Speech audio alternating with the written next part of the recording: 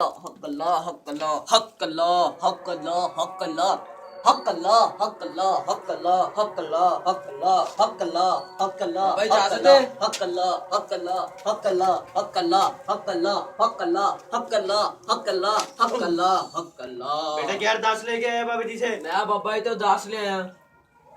मेरे गिट्टे दी गैस खत्म हो गई। मैं मजदूर बंदा, बाबा जी का कोई हल कर दो। मैं बहुत तंग आया जी। गिट्टा दिखा बचड़ा।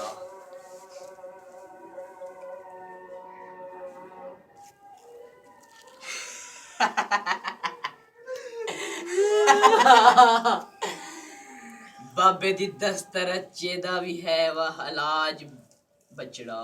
की हाल है बाबा जी दा? बकवास ना कर बाबा सामने। दाने ले के आ।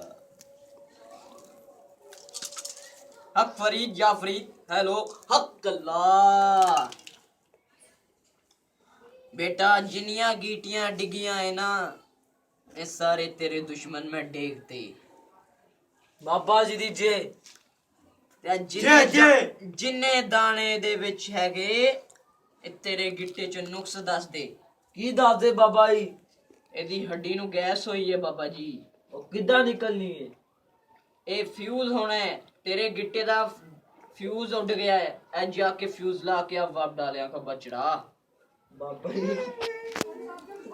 ਕਿੱਥੇ ਰਹਿੰਦੇ ਬਾਬਾ ਜੀ? ਮੈਂ ਹੁਣੇ ਦਮ ਕਰਦਾ ਲਿਆ ਬਚੜਾ ਦਮ ਯਕਦਮ। ਓਮ ਭਗਵਾਨ ਵਿਸ਼ਨੂੰ ਮੰਗਲਮ ਗੁਰੂ ਸਾਗਰ ਮੰਗਲਮ ਜੈ ਜਗन्नाथ ਜੈ ਜਗन्नाथ ਆਲੂ ਆਂਡੇ।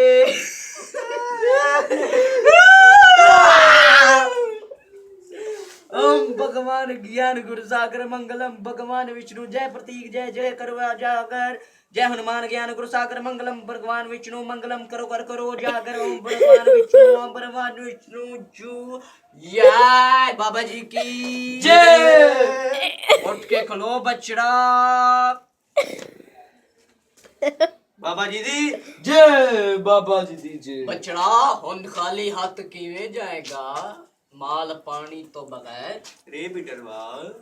बाबा जी रिश्वत नहीं नहीं रिश्वत नहीं बाबा ਬਾਬਾ ਜੀ ਮੇਰੇ ਲਈ ਤੋਹਫਾ ਹੈ ਤੁਹਾਨੂੰ। ठीक है जा जा। और भी जिन्ने मरीद लभदे ने लेके आ मेरे कोल। बाबा गीटी सही सारियां नु सही सरकार कर देगा। वाह।